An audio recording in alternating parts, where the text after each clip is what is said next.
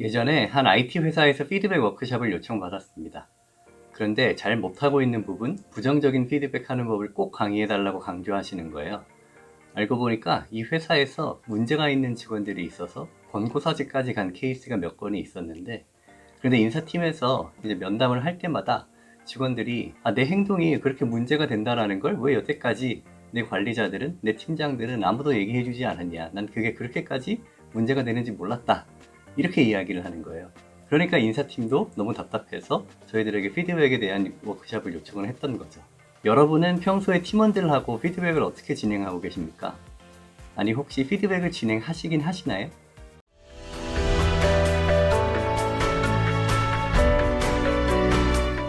안녕하세요. 구조적으로 문제를 진단하고 해석하는 사람 장영학입니다. 오늘은 피드백에 대해 이야기해보려 합니다. 작년에 인상 깊게 읽었던 피드백 책 2권, 실리콘밸리의 팀장들과 피드포워드를 골랐습니다. 이 두 책이 또 색깔이 비슷해요. 저번에 고른 두 책은 둘 다 흰색이었고 이번엔 좀 주황색 책들인데 일부러 깔맞춤을 한 건 아니고 그렇게 되었습니다. 우선 실리콘밸리의 팀장들을 보겠습니다. 팀 스캇이 썼는데요. 서문에 자기가 왜 피드백에 관심을 갖게 되었는지 나와 있습니다.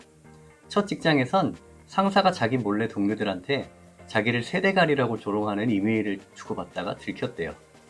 그래서 자기는 일과 동료를 사랑하는 조직을 만들겠다고 창업을 결심하는데 엄청난 저성과자를 뽑아버린 거죠. 그래도 그냥 웃으면서 좋은 이야기만 하고 그 사람이 해야 할 일을 자기가 대신 해주고 하다가 스타트업이 그런 식으로 오래 못 가지 않겠어요? 그래서 어느 순간 이 직원을 불러다가 해고를 해야 되는 상황이 옵니다. 그런데 그 직원이 이렇게 얘기를 해요. 왜 여태까지 내 행동이 그렇게까지 문제가 되는지 이야기해주지 않았냐? 나는 그냥 사람들이 전부 다 나를 좋아한다고 생각했다. 어디서 많이 들었던 상황이죠? 그래서 이 사람하고 안 좋게 헤어지고 회사도 얼마 지나지 않아 망해버립니다. 여기서 갑자기 분위기가 급 반전되는데 셰릴 샌드버그가 MBA 친구랍니다. 그때는 셰릴이 구글에 들어간 지 얼마 안 됐던 때였는데 아무튼 그래서 킴 스컷도 구글의 면접을 보게 돼요. 그런데 그냥 인맥이나 금수저라고 이야기하기 좀 그런 게 면접을 27번이나 보고 나서 구글에 들어갈 수 있었답니다. 거기서 레리 페이지나 셰릴 샌드버그가 회의를 어떻게 진행하고 또 피드백을 어떻게 하는지 배운 거죠. 애드센스랑 글로벌 유튜브를 운영하는 팀에도 있었고 성공적인 조직이 어떻게 돌아가는지 경험을 해보다가 애플 유니버시티가 생길 때 그곳으로 옮깁니다. 거기서 애플 경영법이라는 과목을 맡아요. 그러니까 이 책에는 구글과 애플, 실리콘밸리의 큰 두 회사에서 배운 노하우들이 담겨 있습니다. 이 책을 제가 처음 접한 건 매일경제 기사였습니다. 사실 나온 지 좀 된 책이에요. 제가 리더십에 대한 첫 책을 쓰면서 피드백에 대한 참고 자료를 찾다가 이 2017년 7월 기사를 찾았는데요. 책 내용에 대한 소개와 함께 어떻게 피드백하는지를 기준으로 4가지 상사 유형을 나눕니다. 이 부분이 재미있어서 제 책에 인용을 했습니다. 이때는 아직 번역본이 나오기 전이었어요. 저도 책을 아직 보지는 못했고 킴 스콧의 홈페이지에 있는 내용들을 바탕으로 정리해서 책에 인용을 했던 거죠. 이 책의 원서 제목이 Radical Candor, 부제가 Be a kick-ass boss without losing your humanity입니다. 그래서 그 당시 기사에서는 이걸 까놓고 솔직하라, 인간적이면서도 멋진 킥에스 보스 되기라고 번역했어요. 저라면 아마 극단적 솔직함 이렇게 번역하지 않았을까 싶은데 이게 실리콘밸리의 팀장들이란 이름으로 번역이 되어 나왔어요. 근데 이게 뭔 소리야? 저는 사실 이 책이 왜 번역본이 안 나오지? 하고 잊고 지냈는데 몇 년이 지나서 서점에서 우연히 발견했거든요. 표지 가운데 레디컬 캔더 글씨를 보고 반가워서 딱 집었는데 위에 이상하게 써있어. 근데 출판사를 뭐라 그럴 수도 없는 게 우리나라에서는 이렇게 해야 책이 잘 팔립니다. 하여튼 원서하고 전혀 다른 제목을 달고 나오는 책들을 보면 좀 아쉬울 때가 있습니다. 작년 여름에 조직문화 컨퍼런스 참석차 샌프란시스코에 갔었는데요. 그때 스탠포드 서점에서 이 책을 봤어요. 한쪽에 리더십 베스트셀러, 머스트 리드 같은 코너가 있었는데 피터 드러커나 제프리 페퍼, 존 맥스웰, 사이먼 사이넥 이런 사람들 책들이 있으면서 이 코너 뒷면에 이렇게 이 책이 있는 거예요. 게다가 제가 바로 옆에 창의성을 지휘하라를 진짜 재밌게 읽었거든요. 이 책이 그 정도였어? 하고 원서라도 구해서 읽어야겠다 했는데 한국 돌아온 지 한 2주도 안 돼서 번역본이 나왔습니다. 지금 다시 보니까 이 사진에 진짜 좋은 책들이 많네요. 아무튼 진짜 책 이야기로 돌아와 보면 생각보다 이 책이 두껍습니다. 이 책은 피드백에 대한 책이긴 하지만 피드백만 다룬 건 아니에요. 책과 관련된 기사나 이런 데는 대부분 이 책의 가장 대표적인 2x2 매트릭스? 이걸 설명하는 내용이 많습니다. 하지만 이거 외에도 팀원의 성장을 어떻게 관리할까에 대한 매트릭스라든지 지시하지 않고 협업으로 일을 처리하는 업무 처리 바퀴, 그 외에도 이름이 없는 도표나 표가 여러 가지가 나와요. 그러다 보니 저도 처음에 피드백에 대한 부분까지는 재미있게 읽다가 이 뒤로 갈수록 주제가 조금 분산되는 느낌도 받았어요. 내용이 안 좋다기보다 한 권의 책에 너무 많은 걸 담으려 했다는 느낌이 있었는데, 근데 작년 말에 이 책의 개정판이 나왔거든요. 내용이 더 추가됐다는데 아무튼 저도 오늘은 피드포워드와 이 책을 이어서 볼 거니까 피드백 부분에 맞춰서 이야기를 해보겠습니다. 우선 최고의 상사는 무엇을 잘하냐? 조언, 팀빌딩, 성과, 이 세 가지를 잘한다고 이야기합니다. 이 세 가지를 관계로 묶어서 표현하는데요. 관계와 책임 사이에 선순환 구조가 있고, 또 상사와 직원의 관계가 어떻게 흘러가느냐에 따라 팀 문화가 결정된다. 이렇게 표현합니다. 그럼 이 관계에서 가장 중요한 원칙이 무엇인가? 바로 개인적 관심, care personally와 직접적 대립, challenge directly예요. 개인적 관심은 우선 직장에서 너무 업무적으로만 사람을 대하면 안 된다는 뜻입니다. 우리 모두 인간이고 직장에서도 인간적인 감정이 있는데 그걸 직장에서는 숨기고 드러내면 안 된다. 이런 생각이 다른 사람들에게 관심을 기울이지 못하게 한다는 거예요. 또 하나는 사람들이 상사가 되면서 자기도 모르게 내가 저 사람보다 더 낫다, 우월하다 라고 느끼게 되는 거리감입니다. 그래서 개인적 관심이 필요한데요. 그냥 관심이 아니라 개인적 관심이 필요한 이유는 이 직원이 하고 있는 업무나 앞으로의 경력 계획 같은 거 말고도 정말 이 사람이 어떤 사람인지 인간적인 측면을 서로 이해하고 대화하는 시간이 필요하다는 뜻이에요. 이 두 번째 직접적 대립은 직접적으로 이의를 제기한다는 뜻입니다. 상대방의 기분을 좋게 하느라고 문제를 덮어두면 안 됩니다. 물론 갈등을 유발할 수 있죠. 직원들이 스트레스를 받을 수 있습니다. 그래서 개인적 관심이 항상 따라붙어야 됩니다. 또 상사로서 직원에게 직접적으로 이의를 제기하는 것보다 더 힘든 부분은 직원도 상사에게 직접적으로 대립하도록 만드는 겁니다. 상사가 화가 나거나 불쾌할 만큼 직접적으로 대립하도록 허용해야 합니다. 완전한 솔직함은 팀장이 팀원에게 보여줘야 하는 어떤 수직적인 개념이 아닙니다. 위로, 아래로, 또 옆으로 완전한 솔직함을 연습해야 한다고 킴스콧은 이야기합니다. 이 두 가지 축을 기준으로 하면 이런 매트릭스가 나옵니다. 우선 개인적 관심과 직접적 대립이 겹치는 부분을 완전한 솔직함이라 합니다. 이 책 제목인 Radical Candor죠. 완전하게 솔직한 칭찬은 구체적으로 무엇을 칭찬하는지 진정성이 느껴지는 칭찬이고, 또 완전하게 솔직한 지적은 더 잘할 수 있었던 부분에 대해서 직접적으로 이야기하는 겁니다. 그런데 또 다른 축인 개인적 관심을 드러내기도 전에 지적을 한다면 듣는 사람에게 거부감을 일으키는 불쾌한 공격이 됩니다. 여기서 중요한 부분이 있는데요. 물론 완전한 솔직함이 가장 좋겠지만 개인적 관심과 직접적 대립, 이 둘 중에서 한 가지를 못하는 상황이라면 불쾌한 공격이 파괴적 공감보다는 낫다고 합니다. 물론 어디까지나 차선책이고 기본적인 예의도 없는 사람하고 같이 일하고 싶은 사람은 없죠. 또 불쾌한 공격이 꼭 지적에만 해당하는 건 아닙니다. 칭찬을 하면서도 그게 조롱처럼 느껴진다면 상대방을 기분 나쁘게 할 수 있어요. 개인적인 관심, 신뢰가 없는 상태에서 하는 칭찬은 내가 정확하게 무슨 일을 했는지 알긴 아는 거야? 오히려 이런 반감을 불러일으킬 수 있습니다. 개인적 관심과 직접적 대립, 이 둘 다 없는 쪽은 고의적 거짓입니다. 굉장히 안 좋은 것처럼 보이지만 실제로 많은 사람들이 이 함정에 빠집니다. 특히 관리해야 할 직원들이 많아질수록 한 명 한 명에게 관심을 기울이기는 쉽지 않고 그저 사람들이 나를 미워하지만 않았으면 좋겠다. 이렇게 이미지 관리만 하다 보면 여기에 빠지게 되죠. 그래서 미국 국무부 장관이었던 콜린 파웰은 리더십은 때로 사람들을 열받게 만드는 일이라고 말했다고 하네요. 마지막으로 개인적 관심만 있으면서 직접적 대립이 없는 게 파괴적 공감인데요. 이건 책에 나온 사례가 너무 와닿아서 소개해드릴게요.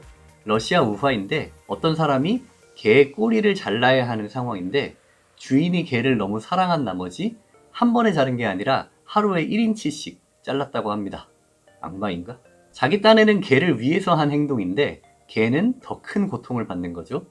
관계가 너무 강조되는 조직, 갈등을 너무 억누르는 조직에서는 직원들이 서로에게 쉽게 지적을 하지 못합니다. 그럼 학습과 성장의 기회가 줄어들게 되고 그냥 좋은 게 좋은 조직이 되죠. 이 네 가지 유형에 더해서 피드백에 대한 킴스콧의 조언은 첫째, 먼저 피드백을 요구하라는 겁니다. 지적하기 전에 지적을 해달라고 요구하는 것이죠. 그러면서 누구나 실수할 수 있다는 점을 알리고 또 실제로 많이 배울 수 있고 서로 신뢰관계를 쌓을 수 있습니다. 두 번째는 칭찬과 지적의 비율에 신경을 써야 한다는 겁니다. 다만 이건 양보다는 질의 문제예요. 어떤 때는 칭찬이 지적보다 3대1, 5대1이 되어야 한다는데 칭찬이 중요한 건 맞습니다. 무엇을 하지 말아야 할지보다 무엇을 해야 할지 방향을 알려주는 칭찬이 더 필요하고 직원들이 계속 발전할 수 있도록 격려해줘야 합니다. 문제는 3대1, 5대1 이 숫자를 맞추려고 억지 칭찬을 하는 거예요. 칭찬과 칭찬 사이에 지적을 섞는 피드백 샌드위치 같은 건 잊어버려야 됩니다. 공감이 갔던 부분이 칭찬을 할 때도 지적을 할 때만큼이나 정확한 사실관계 파악에 노력해야 된다는 겁니다. 우리가 지적을 할 때는 상대가 기분이 나쁠 수도 있고 또 반박을 할까봐 최대한 정확하게 꼼꼼하게 사실관계를 확인하는데요. 칭찬도 사실 제대로 하려면 그런 노력이 필요합니다. 책 내용을 거의 다 이야기한 거 아니냐 하실 수도 있는데 이 책이 거의 400페이지가 되거든요. 8장까지 있는데 제가 이야기한 내용은 2장 98페이지까지의 내용입니다. 나머지 부분은 팀원의 상황에 따라 동기부여하는 법, 또 지시하지 않고 일이 되게 하는 법, 팀원들과 신뢰를 구축하는 법, 이런 이야기들이 나오다가 중간에 6장에 갑자기 한 230페이지부터 300페이지까지 다시 피드백에 대한 내용이 나옵니다. 앞에서 이야기했던 칭찬과 지적을 주고받고 격려하는 방법에 대해 조금 더 구체적인 방법과 기술을 소개하는 부분인데 즉각적인 조언을 요청한다, 지적하는 시스템을 만든다, 조언할 때 성별을 고려한다, 험담을 들어주지 않는다, 팀원들이 서로 격려할 환경을 만든다, 직급 건너뛰기 회의 같은 아이디어들이 나오는데 이걸 이런 표로 보여줘요. 칭찬인지 지적인지, 그리고 내가 받는 쪽인지 주는 쪽인지, 아니면 내가 아닌 팀원들 사이에 서로 주고받는 문화를 만드는 건지 분류하면서 아이디어들을 소개합니다. 이번엔 피드포워드입니다. 우리가 보통 피드백, 과거를 돌아보고 지적하고 평가할 때가 많은데요. 이 책은 피드포워드, 앞으로 어떻게 할 것인지 이야기하는 미래형 피드백을 강조하는 책이에요. 원래 트리거의 저자 마셜 골드스미스가 만든 단어라고 하는데요. 저자 조허 씨는 피드포워드를 미래를 위한 조언이라고 표현합니다. 사실 이 책의 원서 제목은 피드백 픽스이고 부제가 참 마음에 들어요. Dump the past, embrace the future, and lead the way to change. 과거는 버려두고 미래를 받아들이고 변화의 길을 선도한다. 저자가 하고 싶은 말이 이 문장에 명징하게 드러나 있습니다. 피드백 픽스라는 제목처럼 기존의 피드백이 잘못되었다는 메시지로 시작하는데요. 그럼 뭐가 잘못되었느냐? 너무 많은 시간과 생산성이 낭비된다. 바꿀 수 없는 과거에 집중한다. 비판적으로 생각된다. 부정적인 행동과 믿음을 만들어낸다. 성장 가능성을 줄인다. 이렇게 5가지를 듭니다. 이미 돌이킬 수도 없고 너무 늦게 전달되고 관리자도 피드백을 주기 껄끄럽고 받는 사람도 싫은 그런 피드백이 되다 보니 컬럼비아 대학교의 심리학자 케빈 옥스너에 따르면 사람들은 자신이 받은 피드백의 30%만 수용한다고 합니다. 나머지는 무시되고 거부되고 또 제때 받아들여지지 않죠. 그래서 어떻게 해야 하느냐?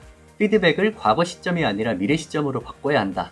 과거에는 피드백을 주고 미래에는 피드포워드를 줘야 한다. 과거의 실수는 차분하게 분석해야 하지만 미래에 어떤 행동을 할지도 중요하다. 바꿀 수 없는 과거보다 바꿀 수 있는 미래에 에너지와 주의를 집중해야 한다고 합니다. 피드포워드의 원칙 6가지가 있는데요. 우선 첫째는 피드포워드는 잠재적 재능을 키워준다입니다. 피드포워드가 행동을 유도한다는 뜻입니다.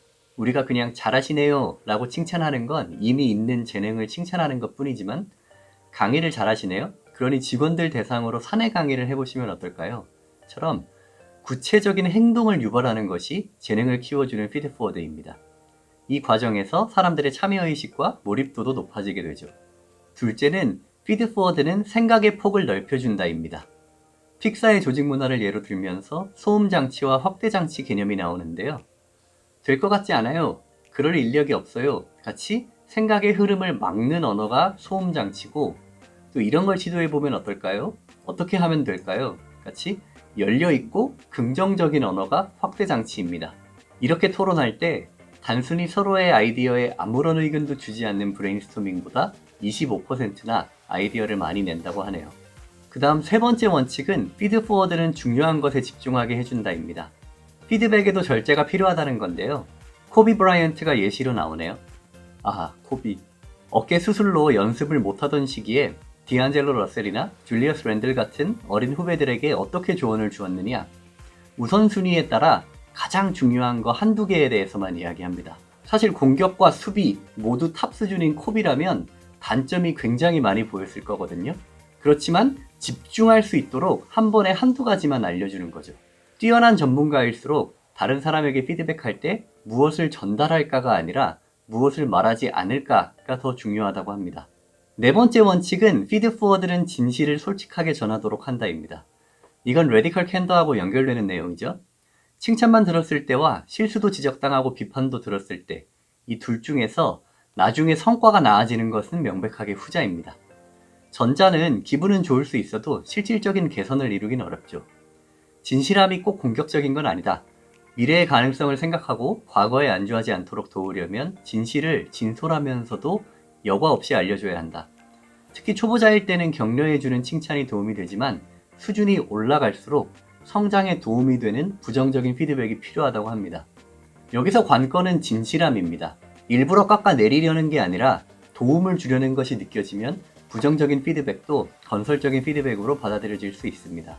다섯 번째 원칙은 피드포워드는 주도적으로 변화하게 만든다입니다. 이건 무슨 말이냐? 사람들이 피드백을 거부하거나 반발하거나 심지어 화를 내는 이유는 피드백을 받아들이는 방법을 모르기 때문이라는 겁니다. 피드백을 적용하려면 말이 행동이 되고 아이디어가 전략과 계획이 되어야 한다는 거죠. 이걸 책에서는 진척이라고 표현하는데요.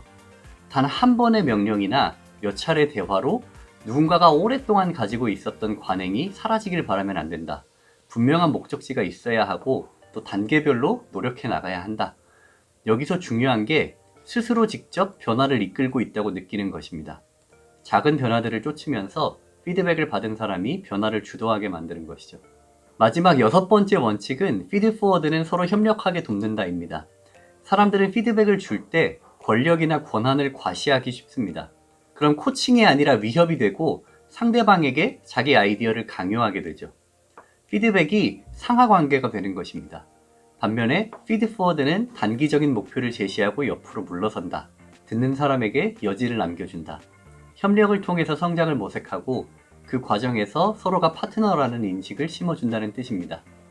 창조적인 마찰은 있지만 하나의 목표를 향해서 아이디어가 수렴되어가는 환경을 만들어야 한다. 이렇게 이야기합니다.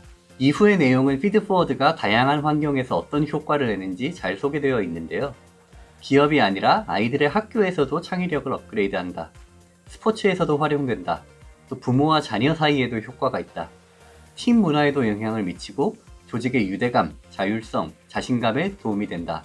다양한 사례를 들면서 설명하고 있습니다.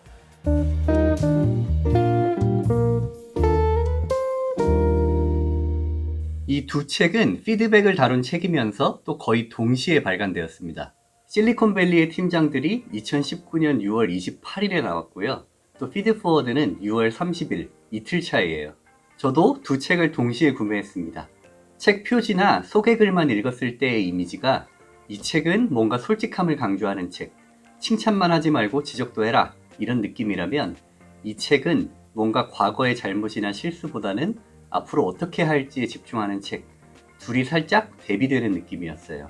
그래서 이 두 내용을 합치면 좀 더 균형적으로 피드백에 대해 이해할 수 있겠구나 생각이 들었습니다.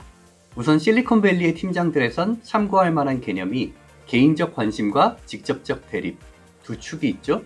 그리고 책 중간에 있는 표, 칭찬과 지적, 얻기, 주기, 격려하기 이 프레임워크가 있습니다. 피드포워드에는 6가지 원칙이 있었죠.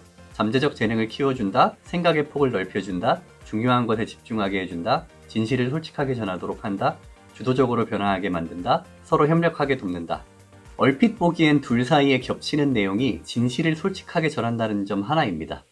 어떻게 보면 이게 그만큼 중요하다는 뜻이기도 하고요. 사실 피드백에 대해 그 어떤 노하우나 대화 스킬을 배우더라도 해야 할 말을 안 한다. 상대방이 자기가 뭘 잘못하고 있는지 모른다면 분위기 좋은 팀은 될지 몰라도 개선과 성장은 어려울 겁니다.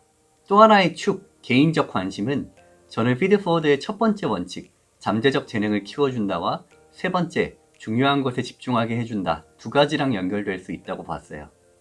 우선 잠재적 재능을 키워주려면 그 사람이 어떤 재능을 가지고 있는지 관찰하는 단계가 필요합니다. 우리가 지적과 칭찬 이야기하면서 칭찬에도 사실관계 확인에 노력을 들여야 한다고 이야기했는데 구체적으로 뭘 잘한 건지 짚어줘야 재능을 자극할 수 있거든요. 여기엔 개인적 관심이 필요한 거죠. 그리고 중요한 것에 집중하게 해준다도 마찬가지입니다. 지적할 것이 여러 가지일 수 있어요. 그런데 그 중에 우선순위가 뭘까? 그것도 그 사람이 지금 어떤 상황인지 관심이 있어야 하고 또 그냥 속 시원하게 있는 대로 다 말하는 게 아니라 그 사람이 소화할 수 있는 만큼만 이야기해줘야 되는 거잖아요. 그래서 이 두 가지는 개인적 관심하고 연결될 만한 원칙이다. 이렇게 보여요. 생각의 폭을 넓혀준다. 픽사의 조직 문화를 예로 들면서 소음장치와 확대장치를 언급하는 부분은 실리콘밸리의 팀장들에선 격려하기, 직원들끼리 서로 칭찬과 지적을 주고받는 문화를 만드는 부분으로 보여집니다. 이 책에서 팀원들이 서로 격려할 환경을 만든다 하면서 제도적인 측면을 소개한다면 이 책은 회의 자체보다는 회의에서 오고 가는 언어 측면을 더 부각한 것 같아요. 나머지 두 가지 원칙, 주도적으로 변화하게 만든다와 서로 협력하게 돕는다는 굳이 연결하자면 실리콘밸리의 팀장들에선 피드백과 관련된 1장, 2장, 6장이 아니라 4장에 그들은 절대 지시하지 않는다 라는 내용으로 나와요. 구체적인 방법론에선 살짝 차이가 있지만 아무튼 피드백이 아니라 일을 시키는 관점하고 연결되는 것 같습니다. 이렇게 두 책은 생각보다 많이 겹칩니다.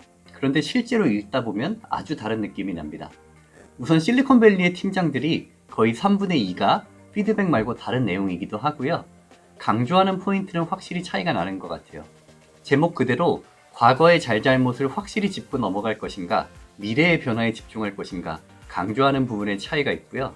또 이 책이 챕터마다 어떤 프레임워크를 제시하면서 방법론에 더 초점을 맞춘다면 이 책은 방법론보다는 피드포워드를 했을 때 좋은 점을 더 이야기하는 것 같아요. 마지막으로 실리콘밸리의 팀장들은 훨씬 더 자기가 직접 겪은 이야기, 또 가까운 지인의 사례가 많은 느낌이라면 피드포워드는 작가가 리서치해서 찾은 사례가 더 많은 느낌입니다. 이런 점들은 저자들이 어떤 배경에서 책을 썼느냐와도 관계가 있죠. 킴 스캇은 창업도 했다가 또 구글의 중간 관리자였다가 애플 대학교에서 강의를 하고 있으니 겪은 사례도 더 많고 강의를 위한 프레임워크가 이미 짜여져 있었던 것 같고 피드포워드의 조허 씨는 연구자이자 리더십 강사입니다. 또 거기서 나오는 차이가 분명히 있겠죠. 마지막으로 이 책들이 겹치는 부분, 피드백의 중요한 원칙을 저는 이렇게 정리했습니다. 첫째, 해야 할 말을 해야 한다. 이게 빠졌으면 어떤 대화 스킬을 써서 아무리 분위기 좋게 피드백 시간이 지나갔어도 소용이 없죠. 둘째, 진정성이 중요하다. 개인적 관심, 이 말의 핵심은 진정성인 것 같아요. 당신에게 관심이 있고 정말 나아지길 바라고 또 그런 마음이 전달된다면 설령 처음엔 좀 불쾌하더라도 언젠가 받아들여집니다. 하지만 진정성이 없으면 칭찬도 역효과가 나게 되는 거죠. 진정성을 가지고 바라보면 그 사람이 어떤 영역에 재능이 있는지도 발견하게 되고 또 지금 그 사람이 들어야 할 조언 중에 무엇이 우선순위인지도 생각하게 되겠죠. 셋째, 미래에 집중하자. 그래서 앞으로 어떻게 해야 될 것인가? 과거를 평가하는 것이 아니라 이 대화가 끝나고 나면 어떤 행동이 어떻게 변해야 하는 것인지에 더 집중해야 합니다. 넷째, 피드백은 문화다. 리더가 일방적으로 피드백을 주는 것이 아니라 리더도 피드백을 받아야 되고 또 팀원들끼리 서로 칭찬도 하고 지적도 할 수 있는 문화를 조성해야 한다는 겁니다. 여러분들은 지금 어떤 피드백을 하고 계신가요? 더 좋은 피드백 팀 문화를 만들어 나가는데 이 영상이 도움이 되었으면 좋겠습니다. 저는 그럼 다음번 영상으로 찾아뵙겠습니다. 감사합니다.